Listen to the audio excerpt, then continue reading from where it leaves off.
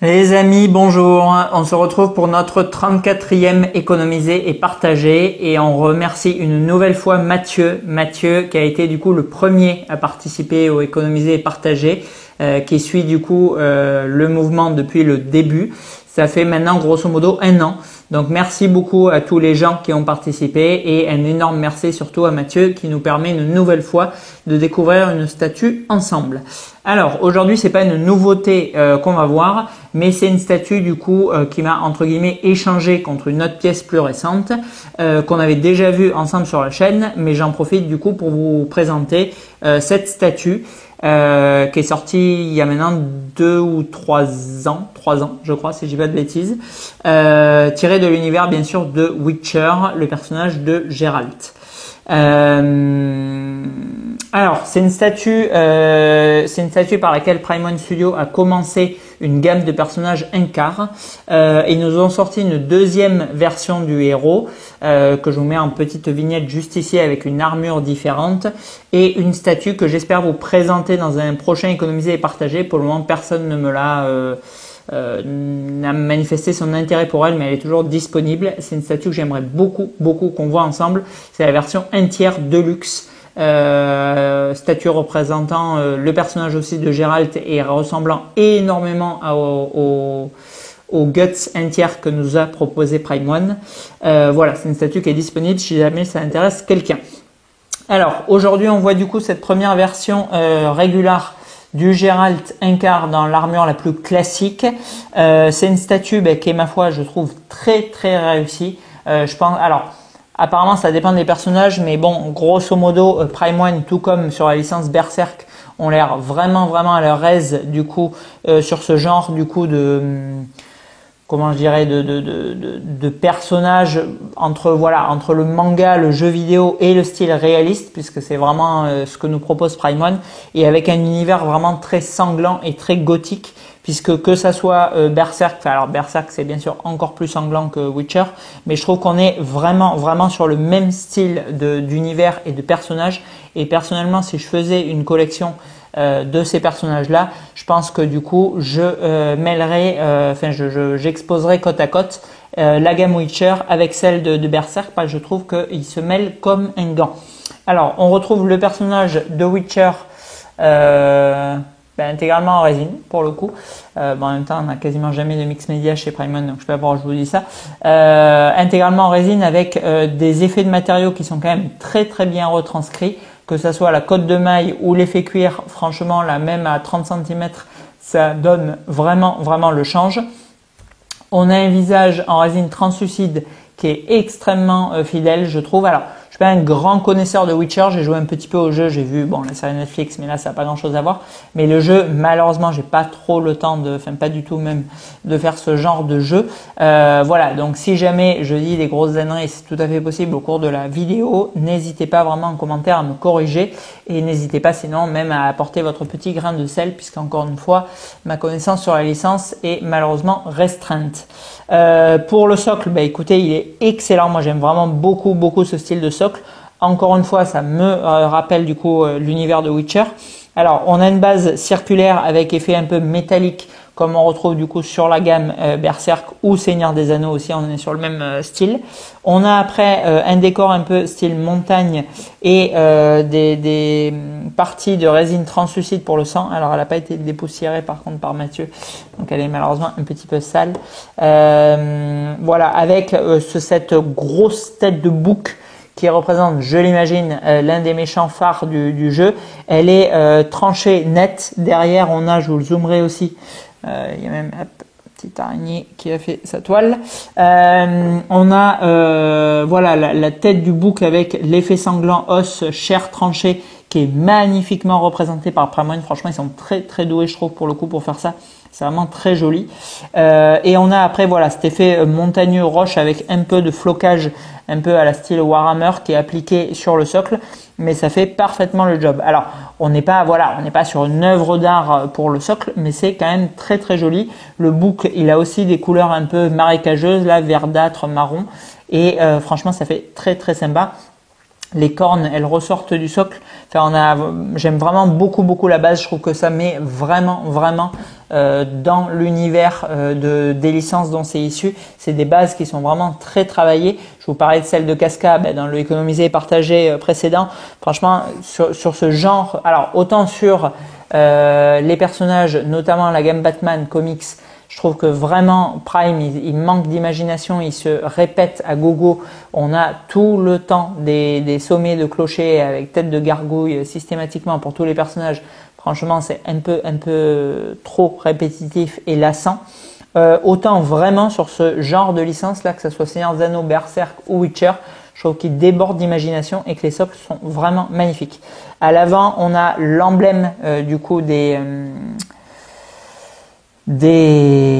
sorceleurs, je trouvais plus le terme, qui se détache, qui est du coup amovible aimanté, avec les petites chaînes qui se baladent, et franchement ça c'est très joli aussi.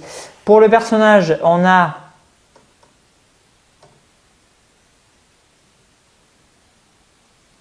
une lame en métal. Ouais, une lame en métal. Voilà, des effets de... non, ça c'est la résine par contre. Des effets de vêtements, de sangles, de cuir qui sont très jolis. L'emblème, la tête de loup, il est aussi très sympa.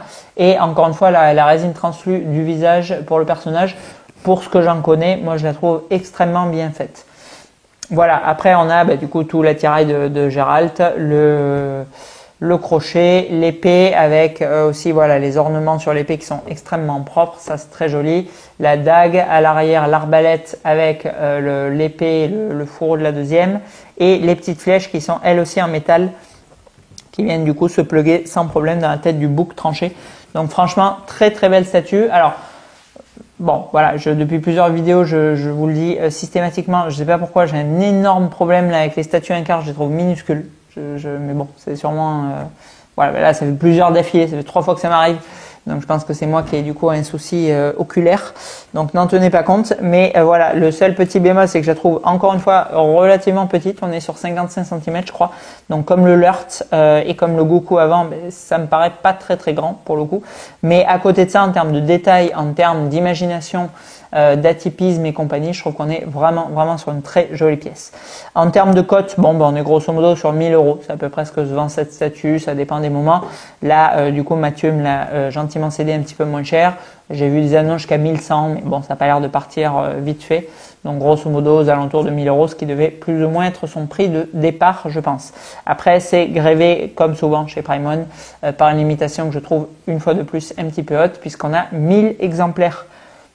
Pardon, il est tard pour cette statue, plus, si je dis pas de bêtises, une version exclusive avec une deuxième tête et une arme en plus, il me semble. Voilà. Allez, on fait un rapide zoom et on conclut juste après. Allez, c'est parti pour ce socle. Alors, il a beaucoup d'éléments différents. Donc, je vais du coup vous le montrer à 360 degrés parce que pour le coup, il le mérite. Donc là, on a vraiment la giclée de sang là, du bouc, la flèche tordue en métal.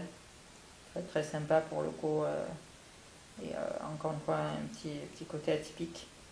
L'arrière tranché, vraiment ça il s'en sort à merveille. Primon avec ça, je trouve qu'il y a vraiment un rendu qui est très réaliste et très sympa. Après on a là la petite mare de sang avec le crâne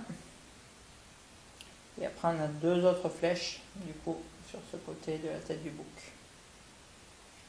Après on a le personnage de Geralt avec le couteau ensanglanté, l'épée on l'a vu en métal, la cotte de maille, les bottes, l'effet cuir, c'est quand même vraiment très bien fait.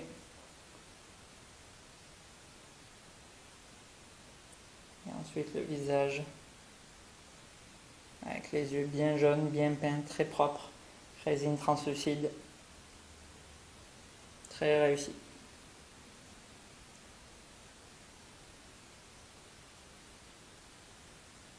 Ouais, franchement, sur ces licences, ils sont vraiment doués, Prime. On a un rendu qui est magnifique pour le coup. Voilà, tout est propre, les fourreaux, les armes. l'effet métallique, la chevelure aussi.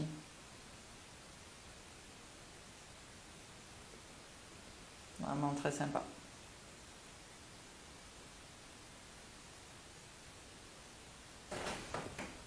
Allez, on conclut du coup sur cette gamme Witcher. Alors écoutez, pour le premier personnage que je vois de visu, c'est quand même très réussi.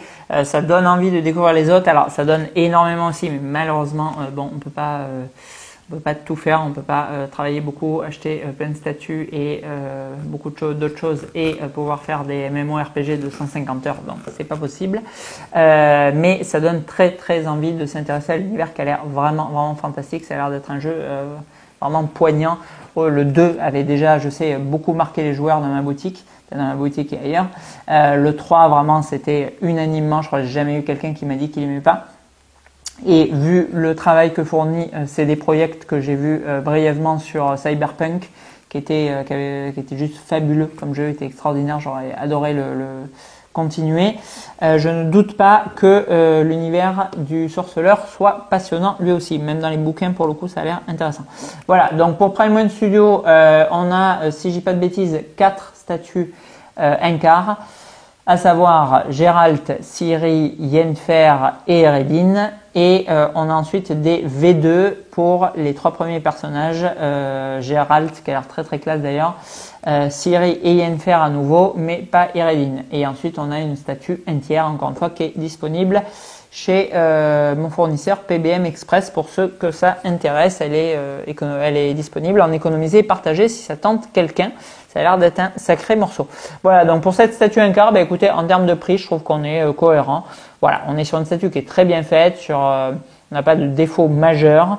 On a une statue qui est quand même relativement assez atypique. Après, bon, voilà, tirage un peu élevé, pièce qui n'est pas gigantesque en elle-même, mais vraiment pour les fans de la licence, c'est une belle pièce. Donc bon, je comprends que pas mal est craqué pour ça parce que quand on est fan, déjà en connaissant pas, je trouve que c'est une belle statue. Alors en étant fan du héros, j'imagine qu'on est vraiment comblé. Allez, on clôture là ce 34e économisé et partagé. Merci encore une fois à Mathieu de nous avoir permis de découvrir cette pièce. Merci à ceux qui participent à l'opération. Merci aussi même à ceux qui suivent la chaîne. Là, j'ai vu qu'on avait dépassé les 600 abonnés. Alors bon, c'est sûr que c'est pas 60 000, c'est certain. Mais bon, ça fait quand même toujours plaisir. Merci à vous. Allez, à bientôt.